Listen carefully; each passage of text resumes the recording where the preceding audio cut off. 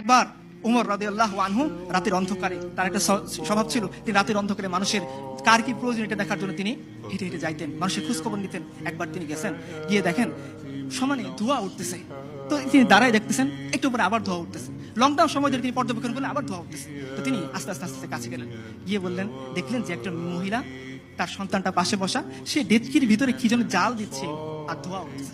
তো বলছে, মা আপনি কোত্থেকে আসছেন, কি করতে আসছেন?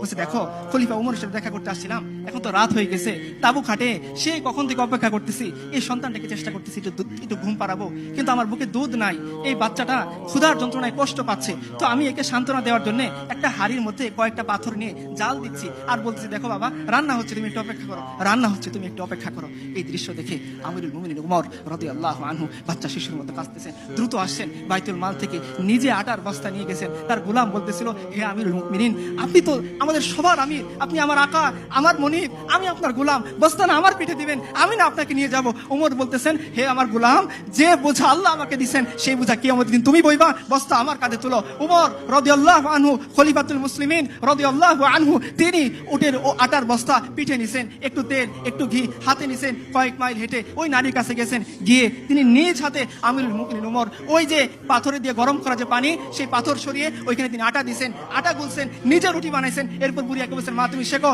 এই উমর খলিফাতুল মুসলিমিন রাদিয়াল্লাহু আনহু তিনি চলে গেছেন ওই বাচ্চার কাছে, গিয়ে যে উমরকে দেখলে শয়তান রাস্তা ছেড়ে দেয়, এই উমর বাচ্চা, আমরা যেভাবে ঘোরাঘোরা খেলি পিচ্চির সাথে, এই খলিফাতুল মুসলিমিন উমর রাদিয়াল্লাহু আনহু বাচ্চা শিশুর সাথে তিনি ঘোরাঘোরা খেলতেছেন আর বলতেছেন,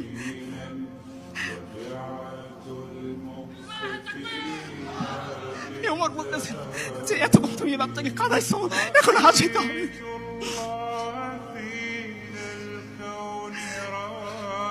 আমি আমার কোন নেতার কথা বলতেছি না যারা মানুষের ভোট ডাকাতি করে নেতা, আমি আমার নেতার কথা বলতেছি যিনি আল্লাহর কাছ থেকে জান্নাতের সার্টিফিকেট পাইছে। উনি বলতেছেন যে ওমর, যতটুকু তুমি বাচ্চাকে খাওয়াইছো এখন তোমাকে হাসাইতে হবে।